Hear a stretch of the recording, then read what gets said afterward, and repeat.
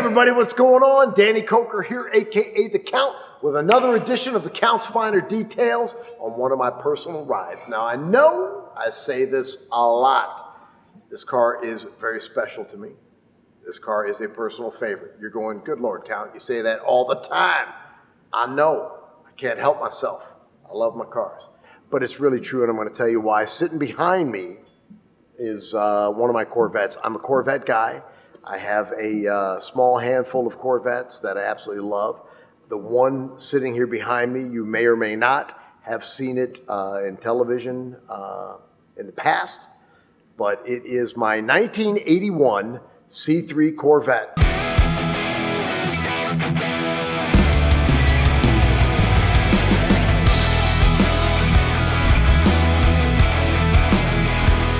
Why is this car special? 81 Corvette, kind of a whatever.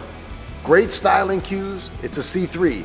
C3 is always a beautiful body style, but the 81 Corvette was highly overweight and highly underpowered when it came out of the factory. It was basically just a car. You could drive it around and enjoy it, and that was it. But as time went by, I decided, you know what? I'm gonna make this car a lot of fun. How do you make an 81 Corvette fun? Let me tell you how. First thing you do is you put it on a diet. That car is very overweight. How do you put it on a diet? Man, there's all kinds of ways to take weight off of an 81 Corvette. One of the first things you do is suspension-wise. Those giant stacked leaf springs in the back, those control arms, all that kind of stuff that just has so much weight, throw it all away. Tubular A arms, all of the lightweight suspension components, use the monoleaf springs on them, the fiberglass monoleaf springs, front and rear. It's fully adjustable for height, for stiffness, all this type of stuff, and it takes so much weight off of the car. How else do you make a car more fun? Add more horsepower, of course. 81 Corvette, you know, I'm trying to remember, but from the factory, and I'm sure there'll be a list of you out there to correct me because y'all seem to love to do that. I do my best, folks. I'm trying to remember. I got 100 and some odd cars, so give me a break. I'm thinking the 81 Corvette was somewhere between 175 to 190 horsepower from the factory. That's not a lot of horsepower. So what did I do? I ripped out that small block Chevy 350 that was in it and put in a 383 stroker pushing roughly 525 horsepower. Now we got a fun car. We've taken weight off of a car. We've put a lot more horsepower in a car. What makes a car fun? The horsepower to weight ratio. What did I just do? Made this one lighter weight and added horsepower to it. Henceforth, a lot more fun. Plus it handles a whole lot better with the amazing suspension upgrades on the car. And then keeping it in automatic because I do live in Las Vegas where traffic is basically light to light to light to light. Yes, I have cars that are full stick and I enjoy stirring the gears, but man, I'll tell you what, it gets boring when you're sitting light to light and have to mess with it all the time. So it's an automatic, but I put a 700 R4 in it, so it's got overdrive. And so I changed out the gear ratio in the rear end to 373 posi. So with a 373 posi, 700 R4 trans, 383 stroker pushing 5.25 horse, the car will go like stink, cruise very comfortably on the highway in overdrive, and actually not too bad a mileage when you're just going on a highway trip.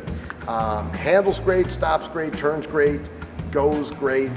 When I first moved to Las Vegas, I moved here in '88, and I needed just a car to drive. And so I went to a local auction, just kind of one of your dealer auctions, and this car came up for auction. Looked nothing like this. It was a bone stock 1981 Corvette, and the price was fair, the price was right. I needed a car to drive, and so I bought it and was using it basically as a daily driver at the time. As a stock 81 Corvette, it was bone stock. It was that two-tone silver, black on the top, silver on the bottom, you know, the aluminum wheels, the whole bit. from 1981. It was a bone stock car. And I drove it that way for years, just getting back and forth to work, and always proved to be a great car to me. And I really enjoyed it. It was a really nice car. And then as years went by, I decided to get crazy with it. Here I go again. I'm a 70s guy. You've heard it 1,000 times. Can't help myself. So it's an 81 Corvette, but I really like the styling cues of the 70s cars. So one of the first things I did was I changed the hood to the high-rise L88 hood. I think that's a beautiful hood, eliminating any need for windshield wiper doors on the earlier C3s. They did not have that on the 81, but went with the long L88 hood. Got rid of the glass T-tops, put the fiberglass T-tops on. Again, less weight, and they look more old school 70s on it. Put Highland style wheels on it, 15 by 9.5s in the back, 15 by 8s in the front. Put on L88 racing headlights and headlight covers. They are so cool because the headlights that actuate, one comes up, the other one comes up slower. You go down the road, one's bobbing around. It's a pain in the butt. Can't stand it. So at first I put the Monza style headlights, the 4 square headlights sunk back in. Did not throw enough light on the road. The L88 racing style headlights set them up in place better. The double bubbles, plexiglass covers keep it aerodynamic and smooth, and it's a really cool look. It's got an old school 70s vibe look to it. Put the hooker headers and side mount headers and side mount pipes on it. Sounds amazingly nasty, adds performance to it, keeps that 70s vibe to it. Changed the rear bumper as well. Eckler's makes this beautiful fiberglass bumper replacement with a gorgeous ducktail type spoiler on it, and the sunk in dual quad taillights that I also converted to the bubble taillights on that. Adds a great look to it. So after driving it for years as a stock 81 Corvette, I decided it was time to have some fun with this car and start turning her into the custom machine that I always loved. And being a 70s guy, like I say, I really wanted a 70s themed, 70s vibe car. The 81 Corvette, of course, it's 81, it's not from the 70s. But the C3 body style was from 1968 to 1982, so it still fell in that, C3 body style vibe. I put everything on this car that's very 70s in flavor. Everything from the wheels, the side pipes, to the hood, to the spoiler on the back, to changing out the T-tops to the glass tops, the headlight covers, the whole bit.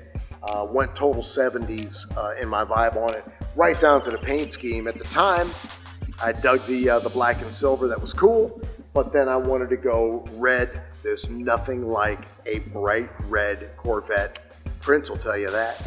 Paint-wise on this car, I wanted to pay respect. I wanted to pay honor to the Baldwin Motion Corvettes of the 70s. I thought that their graphics and their paint schemes that they did with their cars were really beautiful. So when you look at the paint on this car, the red with the black graphics, it is designed to pay respect to the Baldwin Motion Corvettes of the 70s.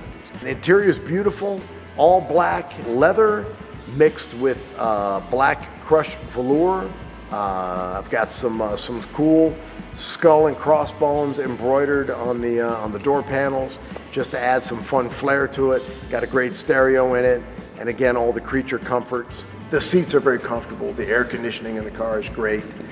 Power everything, power windows, power steering, power brakes, power seats. All of those things I've retained in this car. It's a great car. I love this car. I've driven this car probably since 1988. I've been enjoying this car. In the way you see it now, I've probably been enjoying this car for about the last 10 years. This car is just a ball. It's actually a car you can fire up and drive daily if you want to. She behaves very normal in traffic, runs nice and cool, all that kind of stuff, and then you can just throw it in fun mode and go crazy. Burnouts all over the place, drifting all over the place, fishtails all over the place. If you know me and you know this car, you've seen me do it 1,000 times in this car.